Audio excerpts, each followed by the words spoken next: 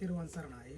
කඩවර සෝන්කාලී දේවාලය නොවැම්බර් මාසයේ 25 වෙනි දින. ඉතින් 24 වෙනි දින නොවැම්බර් මාසයේ රාත්‍රියේ දරුවෙක් කතා කරලා මට කිව්වේ වෙද මහත්තයා කිව්වා නාවකි සේරම ටික හරි.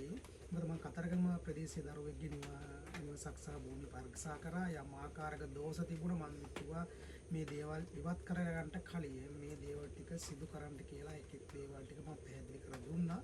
ඒ දරුවා ගොඩාක් ණයබරින් හිටියා. ඒ වගේම තමයි දරුවන්ට අසනීප කරදර හිටියේ අර ප්‍රශ්න එකක් නොවේ. ඉතින් අද එකින් එක දරුවට විසඳීගෙන එනවා. ඉතින් ඒ ගැන මට හරිම සතුටුයි.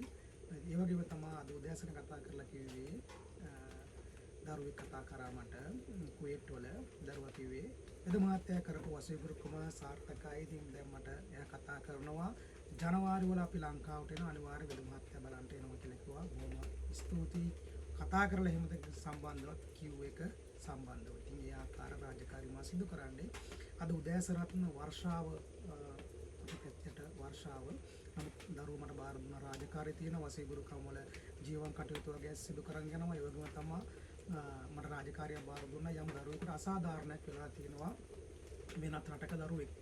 ඉතින් ඒකට මට සාධාරණයක් ඉල්ලලා තියෙනවා. ඒ සාධාරණ වෙනුවෙන් දඬුවමක් ලැබුම් කර දෙන්න කියලා ලබා දෙන්න කියලා. ඉතින් ඒකට ජීවන කටයුතු සිදු කරගෙන යනවා. ඉතින් ඒ ආකාරයි රාජකාරිය මා සිදු කරන්නේ මොන බාධක තිබුණත් වර්ෂාව තිබුණත් දරුවෙක් මාකට රාජකාරියක් විශ්වාසවන්තයෙන් බාර දෙන්නේ. ඒ රාජකාරිය ඉටු කර දෙනවාමයි. ඒකයි කඩවර සෝන්කාලී දේවාලයේ වෙනස හොඳින් හෝ නරකින් කරනවාමයි. තිරුවන් සරණයි.